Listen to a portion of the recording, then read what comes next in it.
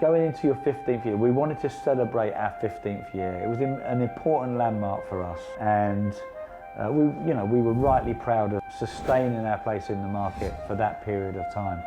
But to do it in a year when house music has had such a positive impact in the UK, the timing of our celebration, so to speak, and the fact that the kids were all there to enjoy it, just has made it an incredible experience.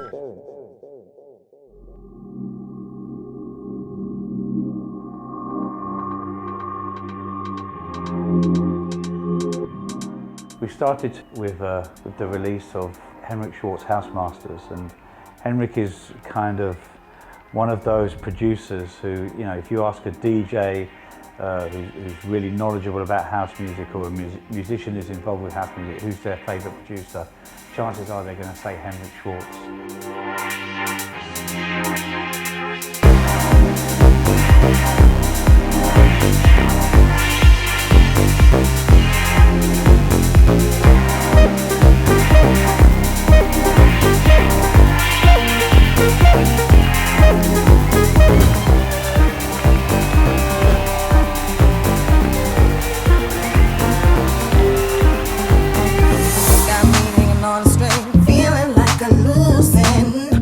One of the key parts of us celebrating our 15 years in the industry was the pop-up store, which we launched, or we opened just off of Brick Lane. And it's really important to have a direct interface with your consumer, with the people that buy into your music, that support you. So the store was a great way for people to walk directly in to a small environment, a shop, and meet Mark Kinchin, Dennis Ferrer, Guti, Noir, Flashmob, Sonny Fodera, all of the people that they see behind the decks that are maybe a little bit out of reach. They were there, they were signing autographs, they were saying hello, they were shaking hands. So that was really, really important. And also, we launched our merchandise range in earnest the year before last, which we do online, and it sells online very successfully. But to actually give it a shop made it feel a little bit more real.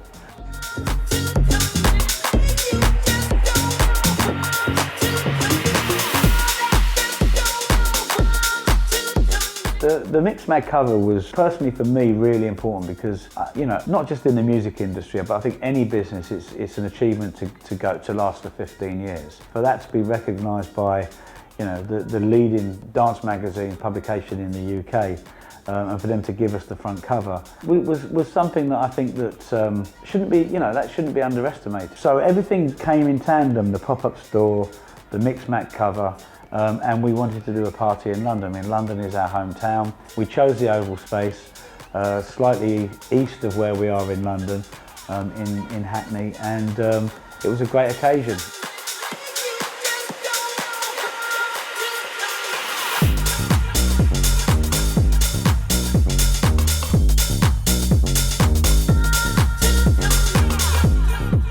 All the DJs absolutely played incredibly well, but it was a Friday night, and I think the people that went really made an effort. I mean, it's easy to get people out on a Saturday night, it's harder to get people out on a Friday night. The place was packed, and I think that really showed in the reaction and the atmosphere. When the sun came up at about 4:30, 5 o'clock in the morning, it was just a really great moment.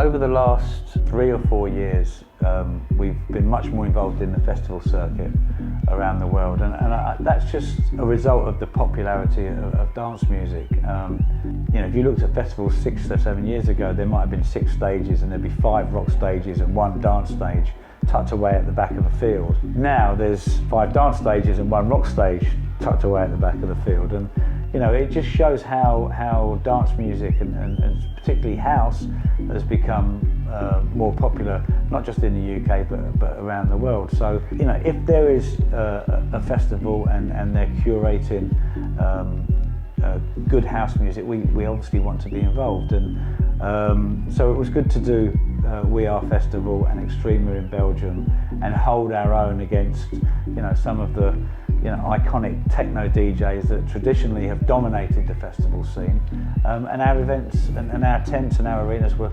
really well subscribed, and as a result we've been asked to do more and more this year.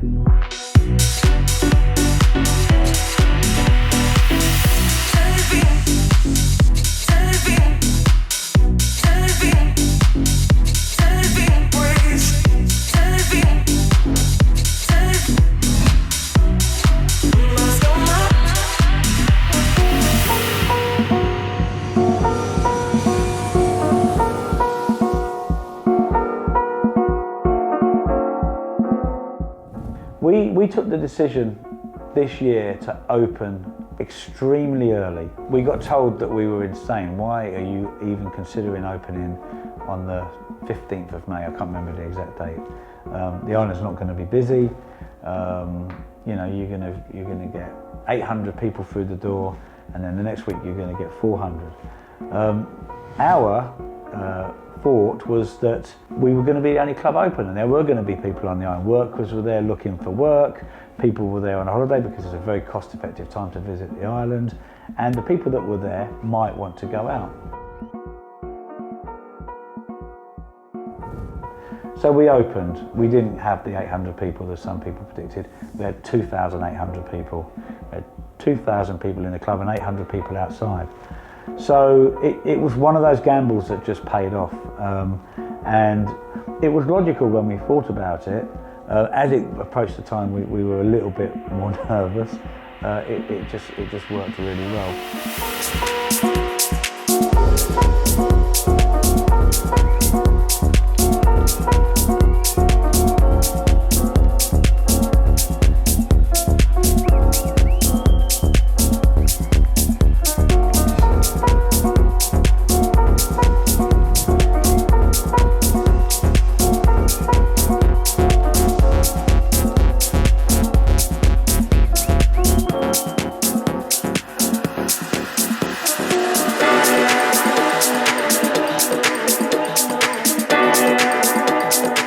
When we first heard Pushing On, we actually heard it at the Amsterdam dance event in 2013.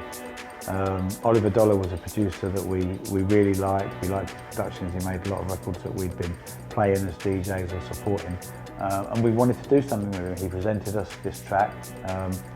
We thought it was a great club record, nothing more, nothing less. I mean, and we promoted it, we released it, it flew to the top of the Beatport and the Tracksource charts. It was #1 in both, and it just took off. It just had a life of its own. And then when something like that happens to a record, you just got to run with it.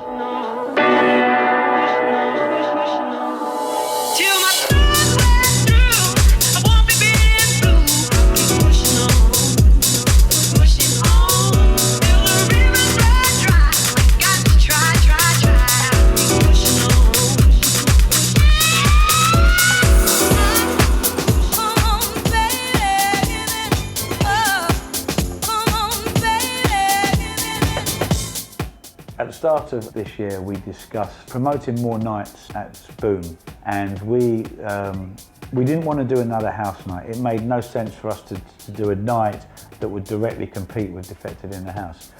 So we thought there was a gap in the market for an older, knowledgeable, discerning, fashion crowd that maybe didn't want to go and listen to techno all night long. So we put the concept of Glitterbox together, And for anybody that wasn't on the island, it must have looked like the most incredible night that was happening. And so what happened was, as the island started to get busier through the summer, all of the people that were seeing this online activity thought, Glitterbox is the night I want to go to.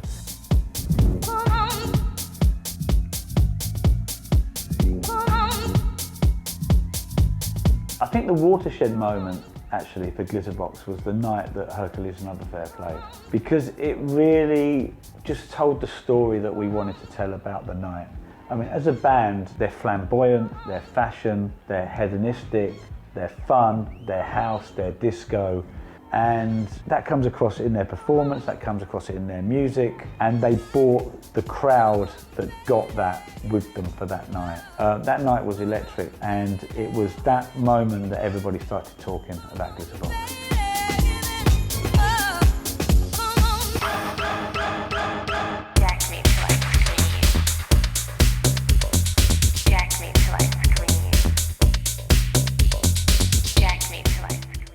The closing party was the same. I mean, we stayed open a little bit longer than our competitors.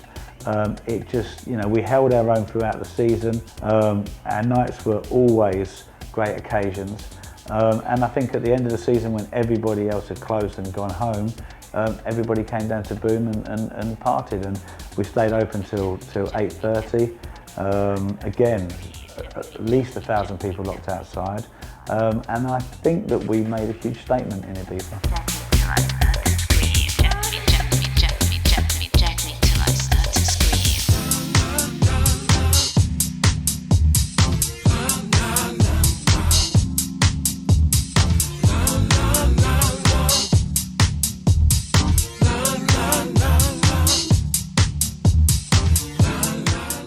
One of the great things about the tour, and one of the great things about clubbing these days actually is daytime parties and beach parties. We did a great party in Barcelona at a club called Sotovento. It was a kind of unofficial party on the fringes of the Sonar Festival. So there's a lot of great clubbers and people in town. So we had Andre Olivia play, Nick Curley played, Oliver Dollar played, Noir played. You know, great lineup, everybody playing. You know, I think the psychology of DJing is different when you're DJing outside on the beach, the sun shining, lots of smiling faces right in front of you. And I just think DJs tend to raise their game and be a little bit more adventurous in the music they play. Certainly a party I really enjoyed.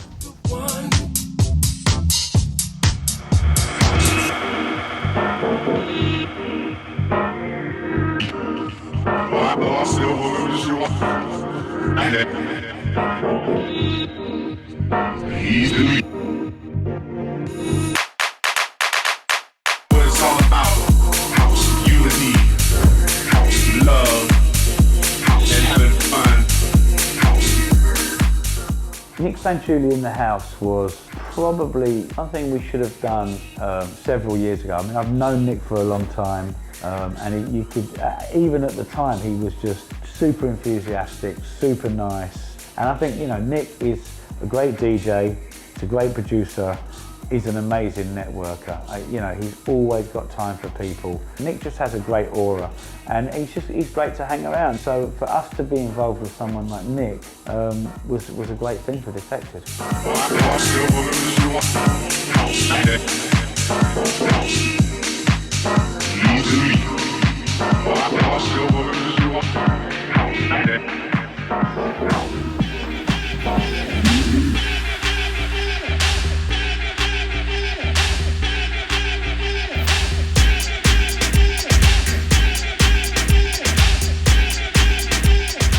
My relationship with Masters at Work started when I started buying their records. You know, I can remember going to clubs and hearing records like that. And at the time I was working at Cool Tempo. I commissioned the remix by them on an act called Innocence. It was a ballad.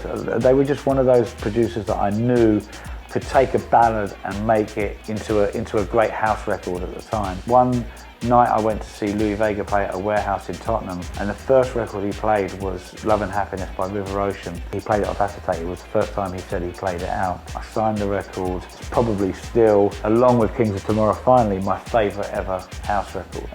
So I've had a relationship with them from that moment, and we felt that we could take that history and promote it to kids today. I mean, we're talking about 3 generations of clubbers since Masters at Work first hit the scene. And the kids that they're dancing to these records, they don't know who's responsible for them. So for us to do Masters at Work House Masters, one was an incredible occasion for us to work with producers like that, but to inform kids about the music that you're dancing to now comes from this is equally important in my book.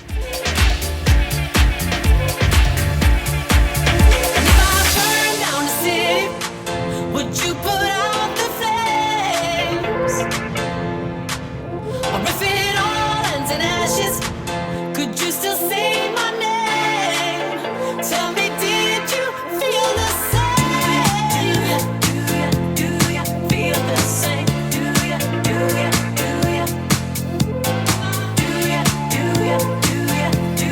feel the same?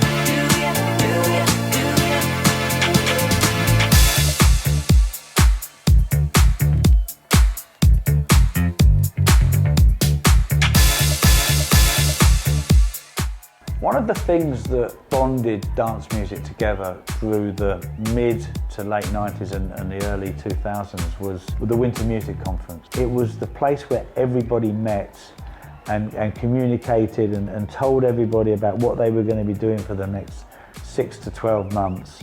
And what has happened is Amsterdam has taken its place. Amsterdam is equally, if not more important than what the Winter Music Conference used to be. It's where everybody gets together.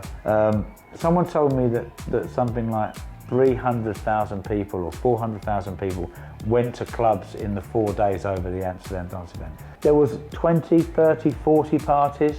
They were, they were all busy. And I think that it's even, the clubbers have bought into it as much as what they buy into the closing parties in Ibiza. You can see anybody that you wish, they're all in that one place over 3 or 4 days. So it's super important.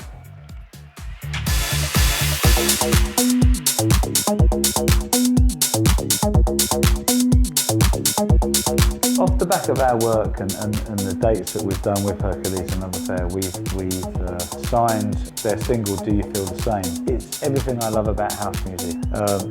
It's got real a disco sentiment about it. It's a great song. It just makes you feel good when you're listening to it. And if I burn down the city, would you put out the flames? Or if it all ends in ashes, could you still say my name? Tell me, did you feel the same?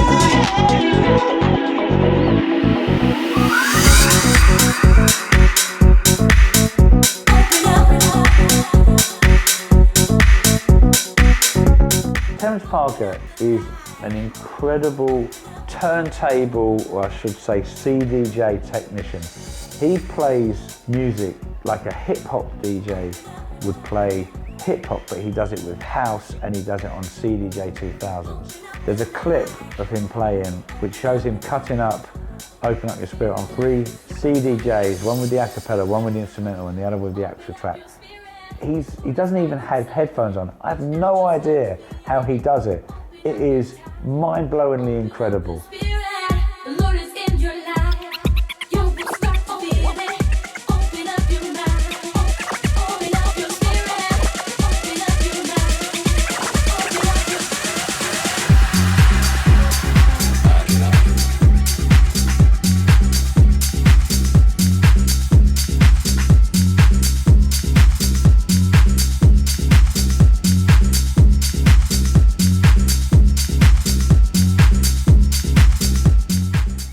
To end the year with sell-out dates at Motion in Bristol and the Arches in Glasgow is a really good indication of how much we've enjoyed this year, bringing to the fact that we sold out Sankey's when we did our tour in May as well. That's 3 key areas of the country with the most influential clubs in those regions, and we've sold them all out. And for house to be that popular across the UK is a moment that I've been waiting for actually since we started in 1999. I believe that it's as good as it ever has been for the scene, which at my age is something that I'm very happy about. Beat will control, my beat will control. Beat will control, my beat will control. Beat will control, my beat will control. My beat will control, my beat will control. My beat, beat, beat, beat, beat, beat, beat, beat, beat, beat, beat, beat, will control.